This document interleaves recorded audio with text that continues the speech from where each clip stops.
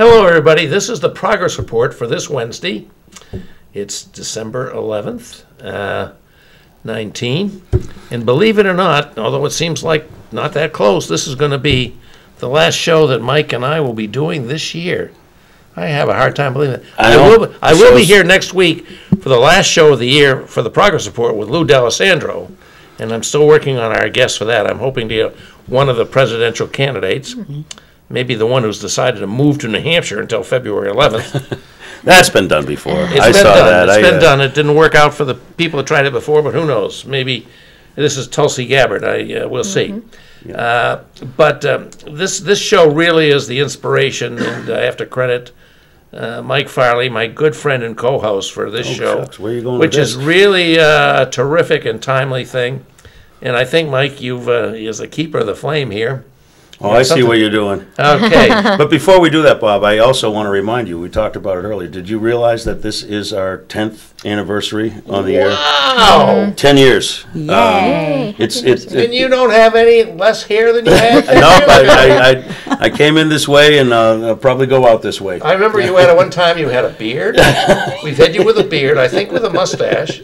As for me, all I do is get older. That's all. Well, no, I wouldn't even go that far. You don't change much, Bob. You don't change much, but it's 10 years. I remember when we came onto this gig, I really didn't want to do it, to be honest with you. Yeah, I was full of trepidation. I called it the most dangerous hour on local TV. I still love that tagline. I still do. But we've gone on and on and on, and always tried to keep a smiling face and keep a positive focus. And we've had mostly fun doing it. I've had a blast. We've had a blast. We've had what, one disagreement? Maybe 2 or 3, but not often. And we think we're bringing, speaking truth to power, and I hope bringing things to the folks in Manchester, Hooksett, and Auburn, which is the cable area that is served by this MCTV.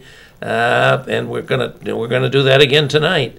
But I think that's really something, Mike, and I have to say it's been really rewarding. I had forgotten, but you reminded me that when we started the show, you were going to be a behind-the-scenes guy and just... That was the whole point, yep. You had another guest host, and I was going to work the board with my son, who's still with us 10 years on. He's still with us to work in the electronics to make it actually get out there. So that was the plan. I didn't... it's been fun. It's been fun. I think of some things that could come. I don't want to take too much time from these fine ladies. No, we got a lot to talk about. There was one time when we got a call that was so alarming to me that I had to report it to the Manchester police to investigate. Wow! And it was an attack on me and on Lou D'Alessandro. What else can I remember? I remember one time getting a little animated and allowing some forbidden language to escape my lips and having to hit that panic button we used to have. And I remember how you decided to celebrate St. Patrick's Day with a little green beer on stage. Yep, that's forbidden now. That's forbidden. Shucks. I've always believed it's easier to ask forgiveness than permission. So, we have some good memories of being together here on this show, but it was really... it was just been wonderful since you stepped out and became the co-host of this show, for which I still don't think you get the credit that you deserve, because you came up with the name for the show, you came up with a tagline, the most dangerous hour in TV. You often come up with outstanding programs for us to do, and but the show would be nothing without Bob Backus's Rolodex. And it's a real Rolodex, too. It's not a contact list. Yeah. No, it's been great. We've had some great guests, and I want to use that as a segue because we've got some great guests. We do have great sitting guests with tonight. us here. And these are guests thanks to your efforts, and we're really glad to welcome them. And I'd like you to go ahead and do that. Well, in the spirit of the season, ladies, why don't you introduce yourselves? We have 2 representatives from FIT-NH, Families in Transition, New Horizons, the new group that is formed from the merger of the old Families in Transition and New Horizons. And later on in the show, we're going to talk about how that may change, but we'll talk about that later. But please introduce yourselves. Tell us a little bit about yourselves, how you came to get involved in this work. Everything that is done in Manchester is done by the people, so we start with the people. So we want to know about you personally before we get into the business of Families in Transition. Okay. Go ahead. We can decide who's going first. So I am Stephanie Savard. I am the Chief Operating Officer at Families in Transition New Horizons. I'm a social worker by trade and have been with the organization, the Families in Transition part of the organization, for 23 years this December. and have been with the organization doing a lot of great work that the mission focuses on as we move ahead in the years to come. So I'm happy to be here. Thank you for having us. Kathy? I'm Kathy Kuhn. I'm Chief Strategy Officer at Families in Transition New Horizon. I've been with the agency for 13 years. I have a PhD in sociology where I have an emphasis on housing and family services, so have been doing this work for a really long time. And I also have I've been personally touched by homelessness in my family, where I've had a brother who was homeless for many, many years on the streets in California and Hawaii, and I had to live that. And so, I feel a lot of commitment to helping other families who are going through this because, you might be surprised, but many, many families out there are touched by this issue in one way or another. We're all advised that any of us could be, just one catastrophic event, or maybe not even catastrophic, negative event away from being needing the help that people like you provide, right? I mean, none of us are immune to this. We could have, you get addicted to substance. We could have a mental health crisis. We could have a devastating loss of a divorce or loss of a job opportunity, and bang, you could be in any of us that could happen to. Isn't that right? That's absolutely true. Homelessness is a very complicated issue, and there are many, many different factors, as you just wisely pointed out, that could drive an individual or a family into homelessness. And oftentimes, many folks live sort of one paycheck away from homelessness or from, a very difficult situation. So your car breaks down, suddenly you can't make it to work, suddenly you can't, afford your rent, then you're facing an eviction. The statistics suggest that it's astonishing number of American citizens. I mean, I think more than half are, $400 unexpected bill can put them under. That's right. Is that about right? Yeah, we look at it. You did eloquently describe the scenarios, because the reality is that even 1 week of missing work for many Americans, they have a sick child at home and therefore need to stay home with a sick child or for themselves. You're missing multiple work, and that can have a significant impact on your ability to maintain sometimes rent that is way already out of your reach. They really recommend about a 30% of your income should be spent on housing, on rent, Maximum. mortgage. Yeah. And majority of Americans are spending significantly more than that, and therefore that missed employment moment, you have a health crisis, really puts you at risk. Yeah. Well, let's talk. I think we've zeroed in on homelessness, which is certainly one of the huge issues. One that Manchester is facing. Manchester has a rent issue, an availability of workforce housing, availability of code standard housing. There's all kinds of issues, and that may be a topic that we can't attack here tonight. But I do want to get a broader idea, because I know you do more than homelessness. So I want to talk about what FIT NH or FIT and New Horizons are doing on a broad spectrum. What are the issues that you focus on in addition to the homelessness? Maybe I'll talk about the housing and you can talk about the services Sure. a little bit, right? Perfect. So when we're talking about the homeless, right, so we are serving the homeless. We have emergency shelters for singles and individuals, but then we have a broad spectrum of housing opportunities for people. So some of that might be transitional housing, sort of shorter term housing. I was going to say, transition is in your name. Exactly. Right? So, some folks just need that 6 to 24 months to kind of get themselves back up on their feet, and so they can move back out into the community and sort of pick up their lives. But then there are other folks who might need that more permanent housing. So we have what's called permanent supportive housing, where people need that permanent housing, but they also need some supports, which Stephanie's going to talk about, to help them, kind of remain in their housing. But then, as you mentioned as well, we need affordable housing. We don't have enough affordable housing in the community for people. And so we also have some affordable housing that's just available for any person who is sort of income eligible to be able to access that very important resource. So there's several levels at Of which housing. you're it sounds like you're keeping people from becoming homeless. Yes. In addition to helping the people who are homeless and trying to get them off of the street. But as I said, I want to hear more. I know you guys do more. So and I'm going to come to a point with this, because a lot of people don't see all the work that's being done. So that's why I want to showcase it here tonight. Yeah, we appreciate it. We really, what we know is that oftentimes individuals who receive housing have a lot of other greater needs. So in order to sustain the housing or even just access the housing, need supportive services on top of that. So we provide an array of supportive services. Folks come into our housing and receive case management services. We have a food pantry and dining program that provides food for folks who are food insecure and hungry. We have a really comprehensive substance use treatment program for anyone. You don't have to be homeless to go to that program. It really is about providing services to break the barriers that are often leading to or keeping folks in homeless situations. So we have this diversity of services from food to substance use to case management services if you're in the housing or in shelter to try to work on the root causes of homelessness so we can break those barriers going forward. And what does someone pay? If I were homeless and I walked into your building and said, I need a shelter tonight, I'm going to need a meal, and can you get me into a program to maybe get me into some housing? What bill would you hand me? Yeah, so most of our programming, not all of it, but most of our program is 30% of your income. That was the number I gave you before. That is a realistic number to expect from individuals to pay. And so our emergency shelter for adults does not charge rent for staying in that shelter. We're really trying to get to folks who are really in crisis. But then as people move into the other housing or some of our family shelters, we're really having people practice. You need to pay rent and have some skin in the game, we call it. But 30% of your income is a realistic amount that you should pay. And then for our substance use treatment services, we accept a wide range of insurances that folks can pay and have a sliding fee scale. We want our services to be readily accessible to anybody who needs them.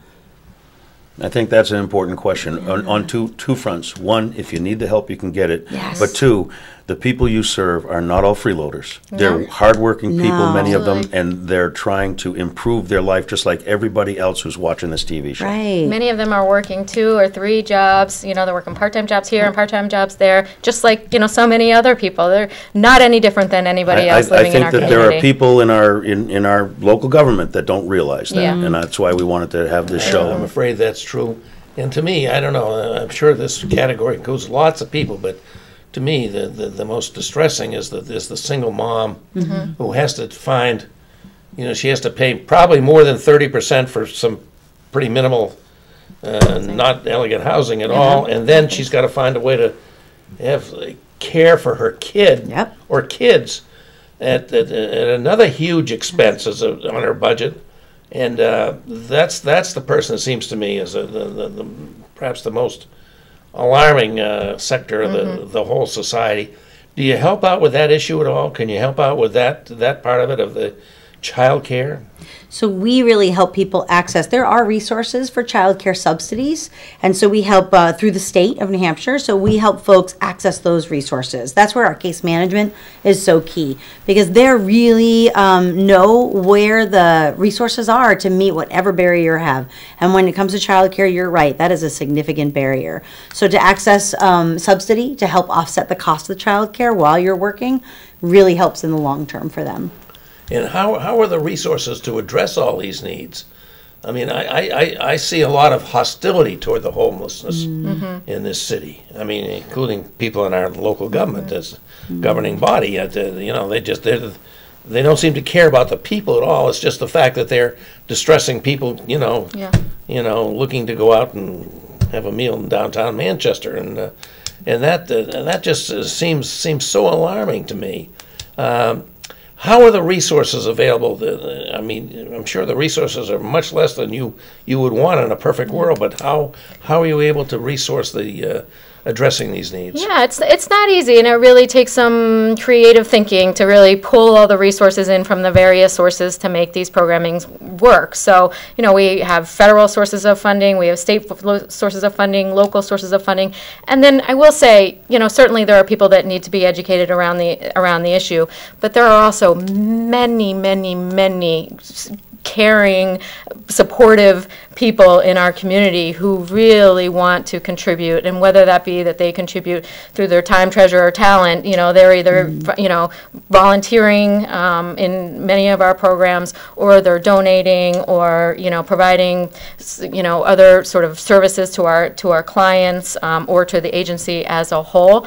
We wouldn't be where we are today without the support of the community. And the Manchester community is, we see it, in all of our events, just the support, the tremendous support that we get from so many really, really caring citizens in this city. I'd like to actually zero in on that. We're going to take a break to kind of regroup, break the show up a little bit, and when we come back, maybe turn the topic a little bit, but I do want to talk about the city of Manchester in particular and how it rises to the occasion, I think is the way I would put it. And we'll just tease that out, folks. Don't go away. Come back in a couple seconds. And by the way, we welcome calls on the show. Hope everybody knows that. Absolutely. 640-3091.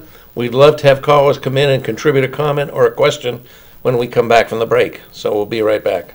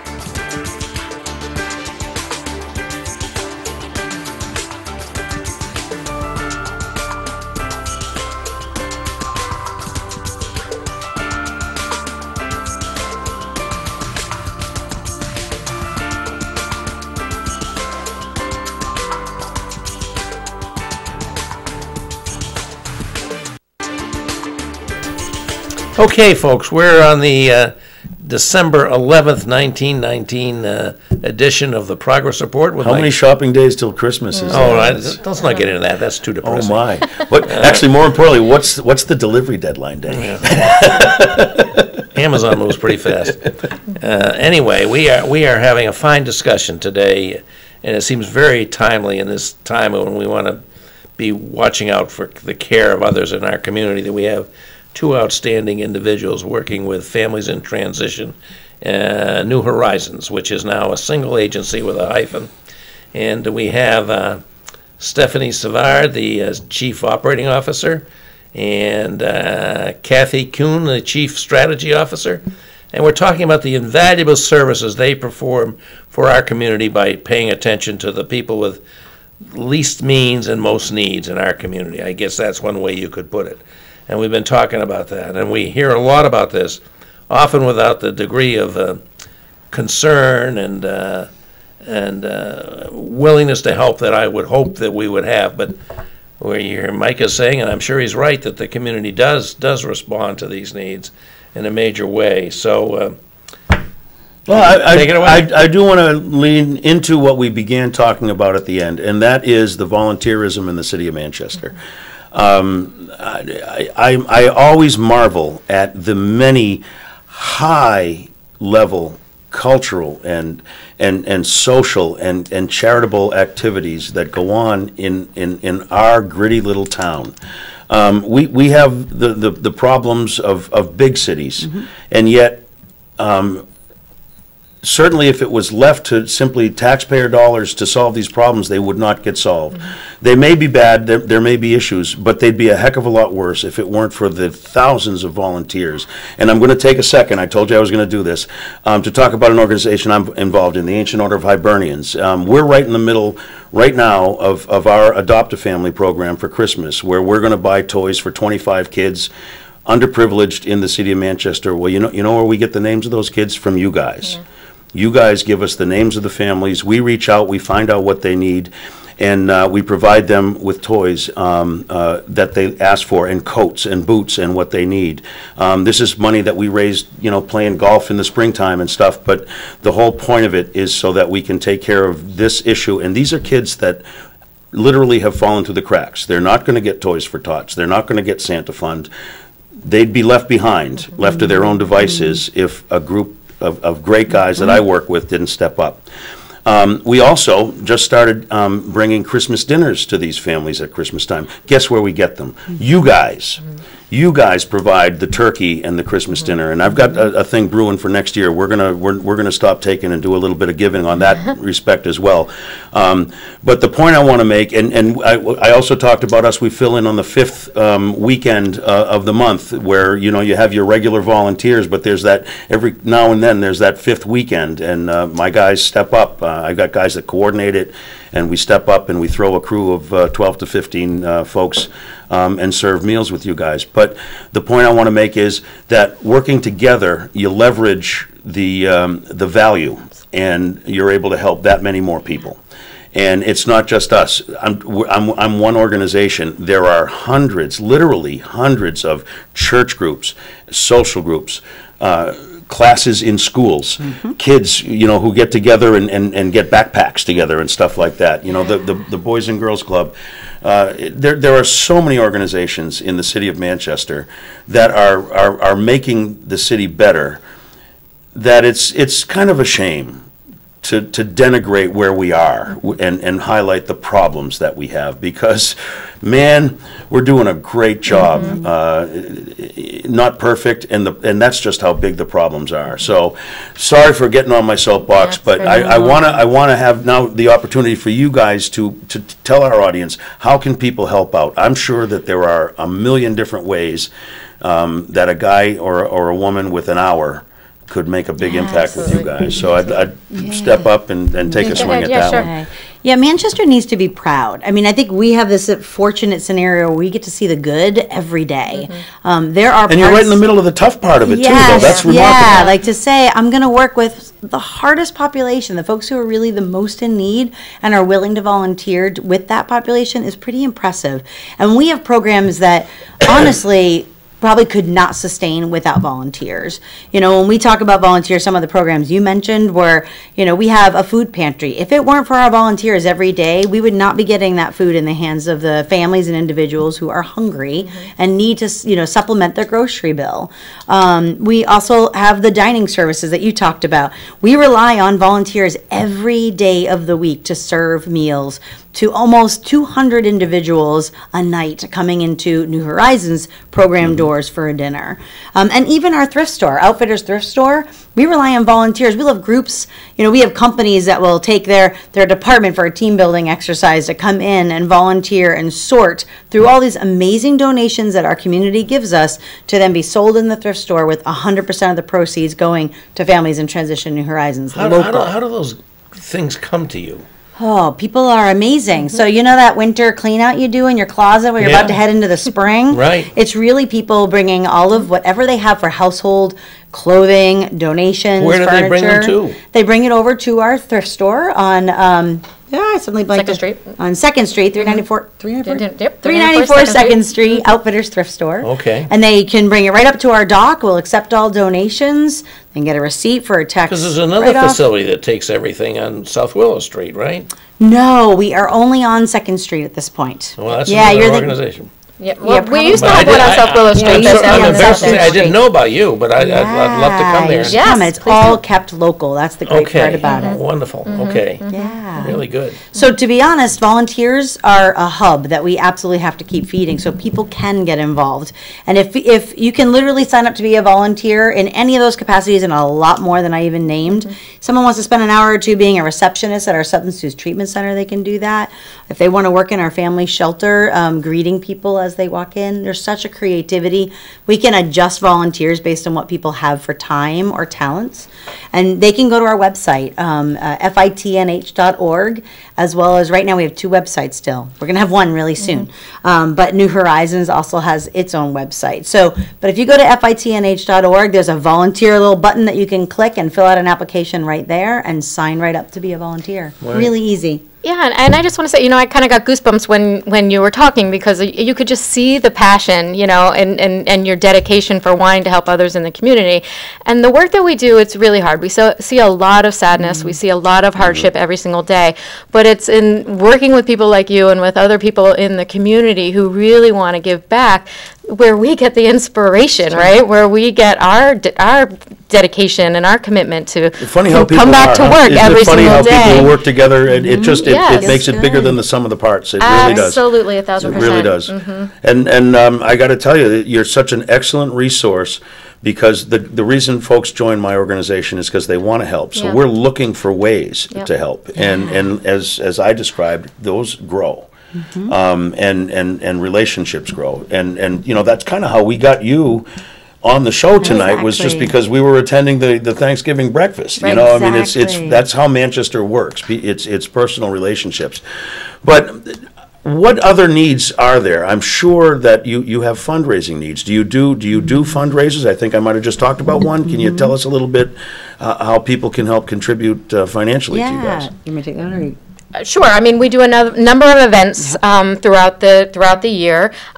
We send out. We have a number of appeals throughout the year where we'll send out letters to some of our donors, asking for donations. But people, as Stephanie had mentioned, you can go straight to our website any day, any time of the year, and if you want to donate, people donate $1, $5, $10, $100. You donate what is comfortable for you. But if And you're again, what's the website address? So to donate, I'm going to read it because I want to make sure I get it right. So Right. it's Say support. it nice and slow. Sure. So support.fitnh.org/donate. Really simple once Say it you hit again. that.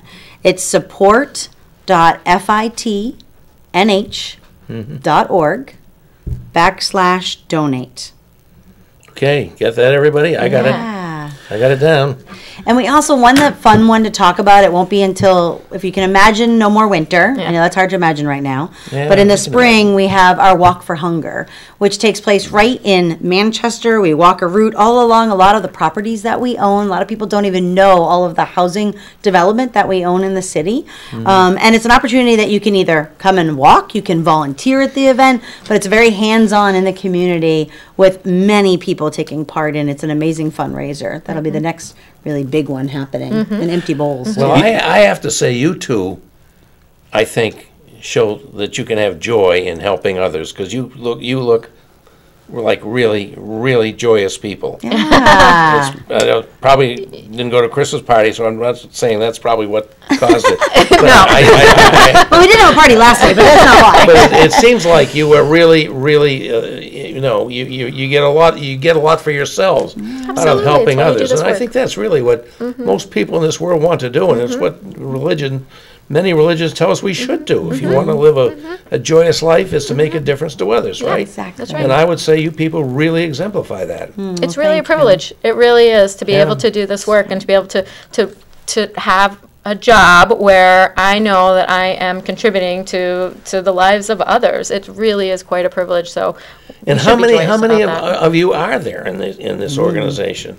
I mean, you can Yeah, talk it's about big. staff and then maybe grown. volunteers. I mean, the volunteers Yeah. are obviously extremely important. But how about staff-wise? How many of we you have are some there? pretty amazing staff. We have about 100 and just shy of 170 staff, and that are working in 4 actual communities across the state. So our hub is Manchester. That's where the bulk of the staff are. But we're also in Concord, Wolfboro, and Dover as well. But in Manchester, the bulk of our staff are here. It's our main office, and we have 170 staff total across the state. And you mentioned your outfitters store, which I'm embarrassed to say I did not know about till You gotta, today. you gotta Yeah, check us check it out. out. I definitely You will got check some you out. donating to It's a do. great And maybe there's others out there By that the don't way, know. I like the about little this. You play like on that? words there. You got That's fit right right. in the name there. Right? Outfitters, that's Yep. right. So, and that's you said is on Second Street, and you Yes. gave the address, and people can go there and donate. What kind of items? Any kind of items? It's a gorgeous store. You Yeah. need to check it out. We Yeah. take household items, furniture, clothing. You know, when your kids are getting older, you donate those, outgrown kid Right. clothes. We're looking for everything and anything, really. It's important to keep the Yeah. store humming for the next customer that walks in the door. It's Really? a great source of revenue for the agency, right? We're providing a service to the community. And was the store open? What are the hours? How many days? Yeah, it's is it 6 days a week? Yes, it is. 6 days a week. I don't know what the hours are. Guys were like, both put a blank when you asked that. But 6 days a week, and business hours, and people can come in, and it's a great store. It's a great way to get discounted items and really high quality things that are put on the floor. Really? You'll at find that things with store. tags still on. Yeah, you have a jacket absolutely. in your closet, you've never taken your tag off, right? And you're like, I'll never That fit could in that. happen, yeah, That does that's happen. also- yeah. You'd be surprised the things that are brand new in that thrift store that people are buying for such a discount. Wow, that's really good to know. Yeah. Well, I did mention that I don't have my Christmas shopping done. Right? I know. We ought to right? take a wander Yeah. through there. That's right. Sounds You like know- a good venue to get that going. I just heard that a lot of people may not be aware of all the properties that you have in the city of Manchester. Could you take a minute before our next break and maybe let us know? Because I know that it's not just an office. You have right. facilities throughout the city. Yeah. So can you, and you're forgiven if you don't remember all of them. Yeah. Kind of give us a right. sense of. Some of the big obvious ones. Yeah, well, we have 17 buildings across the 17. city of Manchester, right? And so some of them are larger than others. You mentioned one on South Beach Street, which has 29 units of housing there. The one at on 2nd Street, which has 33 units of housing, some housing on Market Street. But then there are some smaller buildings that are just, they just kind of fit right into the neighborhood. And I think that's been one of the, Are these mostly residential then? yeah. Yeah, I mean, the one on 2nd Street has the thrift store below Right. it, and we have housing above it. We put a lot of our offices in some of the facilities. It's a great way to have, our offices and our staff available to the participants that are living upstairs, as well as in our shelters. And we actually are also partners on Wilson Street, the Manchester Recovery and Treatment Yes. Center on Wilson Yeah. Street. We have 2 of those floors in that building with recovery housing for Yeah, moms with yeah, kids, yeah. As well as our substance use treatment center there. Beautiful job they did with that building, It's isn't it? gorgeous, The restoration isn't was it? fantastic. Yay! It really is Yeah. beautiful. And a lot of these Yeah. buildings, we come in and, that's one of the things that I think we do really well is come into a neighborhood that may be sort of struggling a little bit, and we're able to provide a little bit of foundation there. It creates some really nice looking housing, take really good care of it, and it really, it has an impact on the rest of the neighborhood. It's not just our housing. It spreads beyond us. What's your relationship with the faith communities in Manchester? Because that's a place we all think of when we want to have people do care for others. Absolutely. And are they a big part of your support structure? And can you tell us a little bit about that?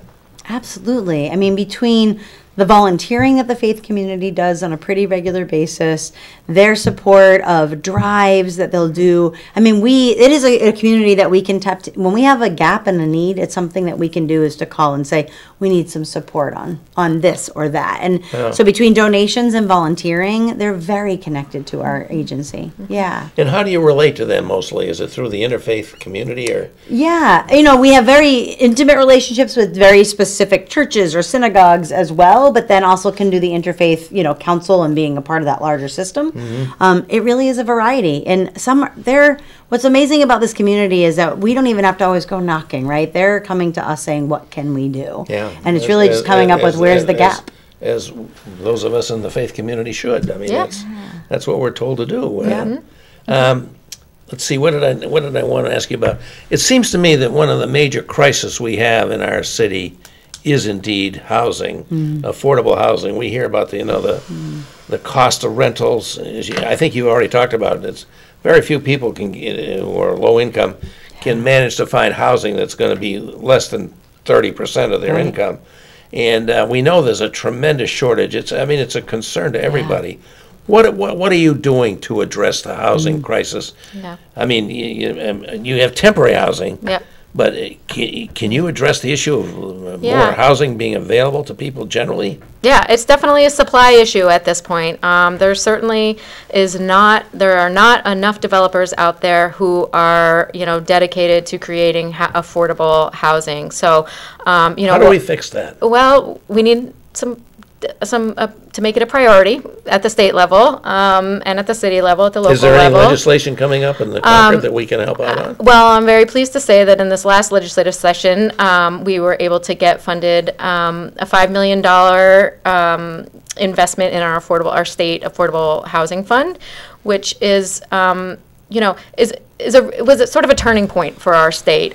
We've had this affordable housing fund for a long time, but for a lot of years there hasn't been much of an investment in it. And so $5 million it's not nearly enough, but it is, I think, a sort of a recognition at the statewide level that we need to do something. I think it's a huge priority. I certainly agree with you, ladies. Yes, And it won't be solved with $5 million, though. It won't.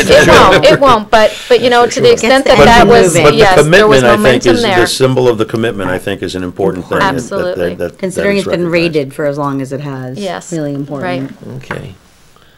Brian's telling us So, time for yeah, another it break. looks like it's time for a break, and that's good. We'll regroup when we come back. We'll talk about a few other ways that people can help you, and I think ways that people who need your services kind of can get in touch Right. with you guys. That's another thing we want to do. Yeah. Want to talk about the Yeah, we websites. do. We do. And I hear that there may be some branding changes. I don't know. Maybe we can talk a little about, maybe make some news on the progress report. Who knows? So, We can go back to the green beer again. yeah, that'll make some news. Brandon. It'll be we won't make it 11 years.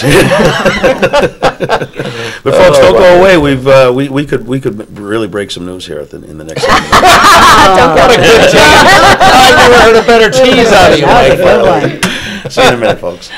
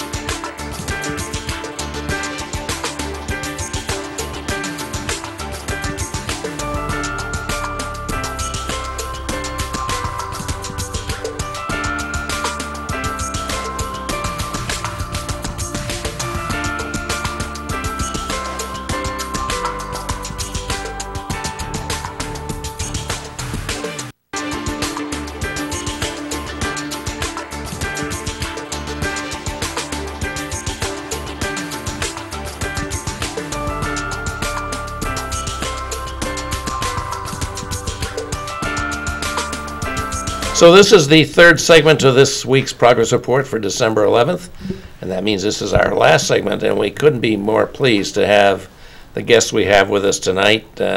We have Stephanie Savard, Chief Operating Officer of Families in Transition New Horizon, and Kathy Kuhn, the Chief Strategy Officer. And these ladies are doing incredibly good work on behalf of the needs of our community, particularly the needs of those who are less fortunate than many of us in terms of needs for housing, needs for many other types of support. And it's lots of great opportunities to participate here in the season of giving. And why don't you take that over, Mike, and let them talk about, Sure. Well, we were talking about volunteerism in Manchester in the last segment. And, one of the things that you are able to do because you have such a broad scope in your mission is that organizations like a church or like the Ancient Order of Hibernians or Kiwanis or any organization like that, a sixth grade class in a local public school can get in touch with you. Yeah. And you can, if they have the urge to help, Yep. they don't know what to do, they don't know how to do it, and you can tell them, okay, this is what we need. Yeah. You can do a food drive. You can come and serve a dinner at New Horizons. We've got an opening on this night. So you are, in addition to providing the service you're providing to your clients, to the people who need your services directly, you're providing a service to the other volunteer organizations by giving them a place to channel their energy. Because certainly we can do a heck of a lot more say volunteering at a soup kitchen at New Horizons, where you're going to get close to 200 people in there, if an organization on its own were try to set up a one-stop pop-up soup kitchen for one night, the effectiveness would just not be the same. Right. You know, Right. so you're going in both directions Yeah. with the way that you're helping in the city of Manchester. I wanted to give you guys an opportunity in this last segment to just ask, what do you need? What are you looking for? What's the most pressing need right now? Winter coming, cold weather coming.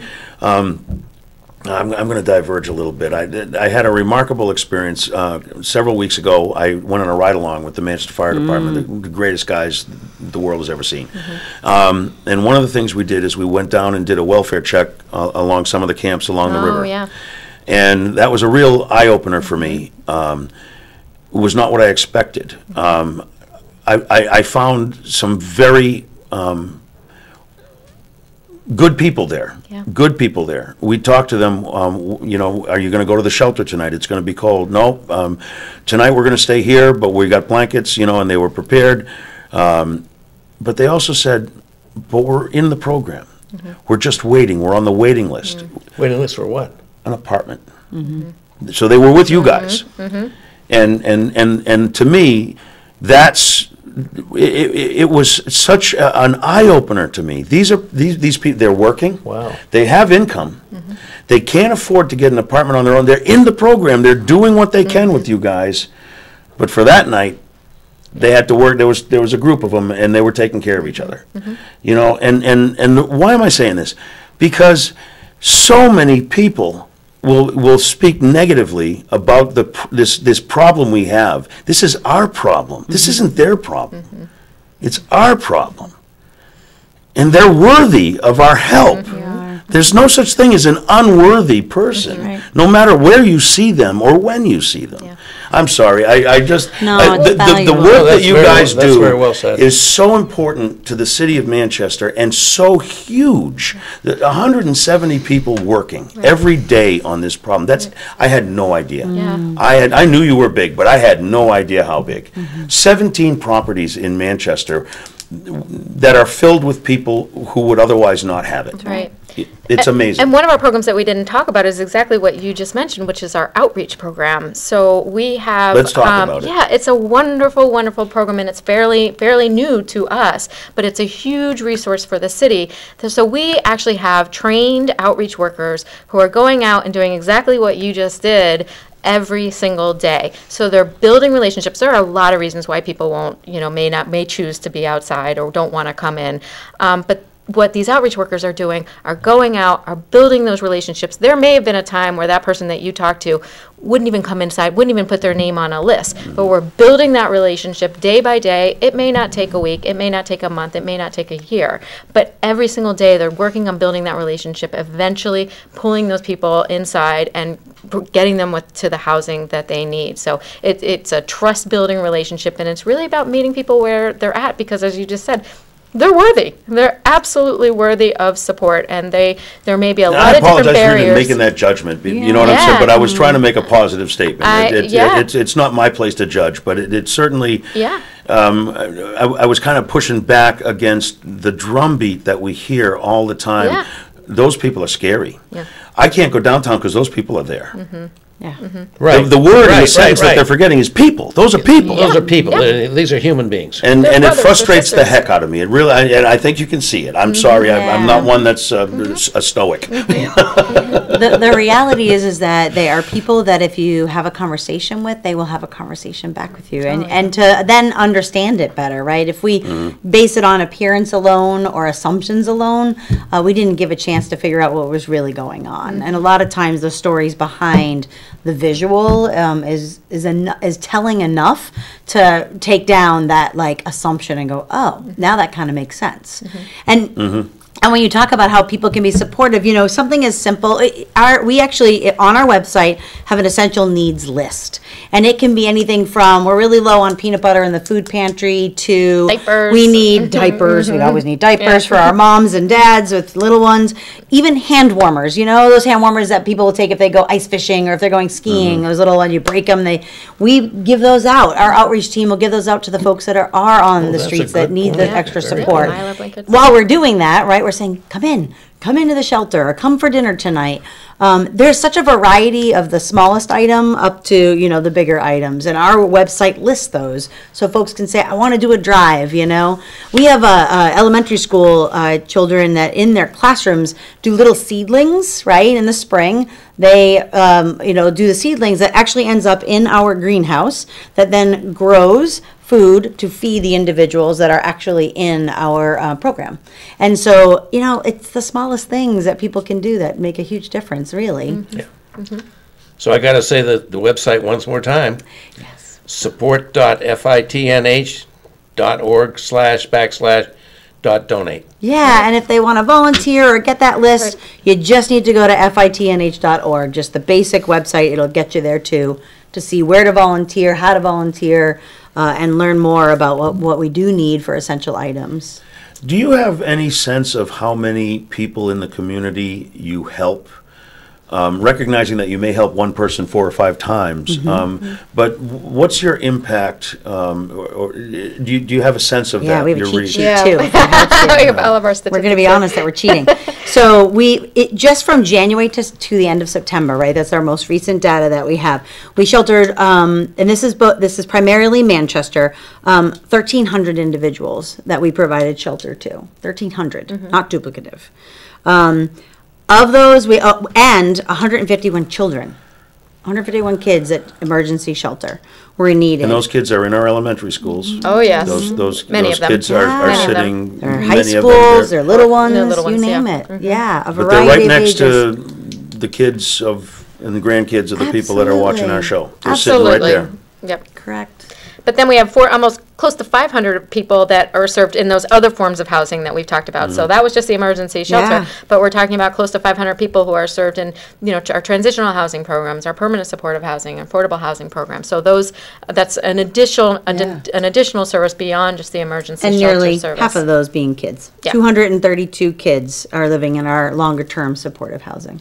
And if they weren't there, they could be living in their car. That's right. And, If they and have a some car. of them are, correct. If they have a car. Yes, yes. And we're hearing, because it's been reported in the paper, that our emergency shelters are, in this cold time of year, are just overflowing. Yeah. Yeah.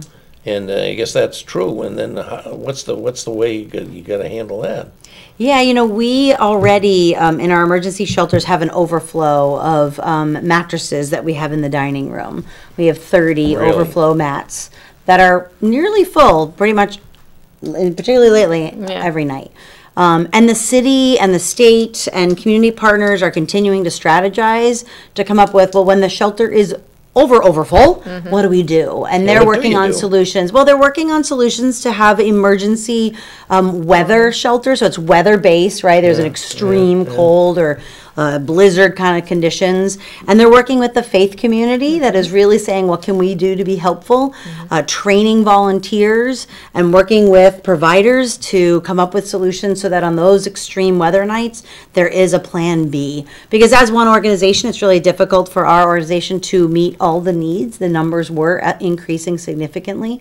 And so really as a group of people working really hard over the past few weeks to come up with emergency Strategists. solutions. Yes, but the reality is that that is a short-term solution, right? Yes. So the longer-term solution is the housing, right? Yes. That is what is driving this issue. We need the housing. No, there's some there is a- various- oh, Go I'm sorry, go ahead. I had heard that they're going to do some expansion over at the New Horizons building. Is that true, or is that Yeah, short term, long term? I think think that's, it's definitely within. There's only so far they can go. I Within the understand plan, that. yeah. But I did understand they might put another floor on it or something like that to expand the Yeah, we housing really capabilities. thought of a lot of different ideas of how to meet the needs and improve the facility. The facility itself is a little tired Yeah. and needs a little more, it's not the most conducive to what we're trying to do. It was retrofitted to be a shelter. And so there is goals by the board to say someday we need to do something different with that facility. If it allows us to serve more, by all means, we'll do that. see. But needs to have some improvements to the facility too. So we have some very successful projects going on in the city. We have 2 hotels being built. We have some developers who've done very well in rehabilitating mill buildings, Are these people involved in helping you solve the problems for the people that are not going to be staying in those hotels or on the new high-end developments? Yeah, I think there's a lot of initiative right now at the state level to try to get these private developers more involved in affordable housing. And so I think there's sort of a 2-tracked way that we're dealing with this. One is to try to get private developers more involved in developing affordable housing, but the other thing is also to increase the capacity of nonprofit developers like Families in Transition New Horizons or NeighborWorks or others who have the capacity to develop housing, but maybe need a little bit more support to be able to scale that. And so there's some initiative at the state level, another sort of thing that we should be encouraged about, right, to help build the capacity of nonprofits across the state, not just here in Manchester, but really across the state, to be able to use the resources that are available to us to develop more affordable housing. And one thing we haven't even discussed, I just want to, because this show goes by so fast, it's unbelievable. We haven't really talked about, a lot of these people do have substance abuse problems, right? I mean, this is Sure. pretty well documented. Are you involved in that issue too? And talk a little bit about that, where are the resources there to help these people? People that get into treatment, then they lapse, and they have multiple examples of going into treatment. Relapse is part of treatment, right? That's right. Yeah. That's right. Yeah. I guess it is. Part of the program. Yeah, we do it in kind of a twofold way. Our substance use treatment program called the Willows Substance Use Treatment Program has multi-pronged approach. It has an intensive outpatient program and outpatient services. It has recovery housing that's available for individuals as well as families. And then we also bring our substance use treatment services into our other facilities. So we have certified recovery support workers in our shelters. We have a therapist substance use treatment team that goes into our family housing and our individual housing to provide services right in their home until they're able to then access treatment services. So for us, it's meeting them where they're at, but then also having this specialized program for anybody in the Manchester community and beyond that can access substance use treatment services. So, and that is located at the Wilson Street Manchester Recovery and Treatment Center. The old Hoyts, yeah. Yeah, the old Hoyts building. And it really is an opportunity to look at the addiction that someone is experiencing and manage the relapses that often come with the disease of addiction and have a support system around you to navigate that really difficult process of recovery, but possible. But it is possible. Difficult, but possible. Difficult, but possible. Absolutely. So one other thing I just thought I might bring up, and we really are running out of time. We'll have to have you folks back.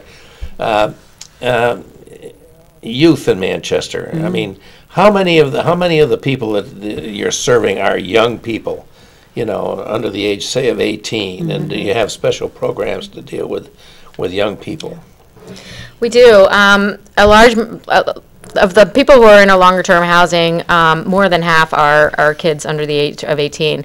And we think it's really important to be, doing that early intervention, right? One thing that we want to do is to prevent the cycle of homelessness. So we want to provide, a lot of these kids are coming from a lot of trauma, right? Might be, they've experienced trauma in their house, and maybe there's some domestic violence history, whatever it might be. And so we want to be able to provide those early interventions so that we can provide them with the support that they need to do well in school, to have the supports that they need to achieve success, to go on and to lead active and successful and productive lives. So we do a lot of that work. We provide therapeutic programming specifically for children and for families, so that we're providing that early interventions to, again, end that cycle of homelessness. Wow. I mean, this is really terrific, ladies. You've certainly taught me a lot. You say you learn a lot. Yeah, what a show, huh? I think I learned an awful lot from I knew you were out there. Yeah. But And I don't think, and even as someone paying attention, I don't think I realized all the work that you do. Oh, we appreciate it. I guess that's pretty much wraps it up for this show, folks. And I just want to say thank you very much for joining Thank us. you. Thank you for having us. You were really outstanding, and I really, really appreciated what you had to offer to us. And don't be discouraged because we didn't get calls. We don't often, but there are people watching, and I'm sure we get feedback pretty much every week, so I'm sure Okay. we'll Great. get something on that, and the show does re-air several times. And by the way, I think I mentioned going in that next week I'll be here with Senator Lou D'Alessandro, the Dean of the Senate, as he likes to call himself, and he is. The lion. And I'm trying to get one of the various presidential candidates. He's elbowing me out, Bob. He's elbowing me out. Lurking around New Hampshire. We have one that's actually moved to New Hampshire. See if she wants to show up, and if not, maybe somebody else. But we'll have another show next week, and that'll be the last show for us. This is the last show for you for the year. That'll be the last show for me for the year, once again, I just have to say thank you, ladies. This was really a terrific, Thank you. We've informative, and enjoyed I it. really, really appreciate Thanks your so much. joie de vivre with which you do this good work. Yeah. Really Thank great. you. Okay, folks, we'll see you next week. Not Mike, me.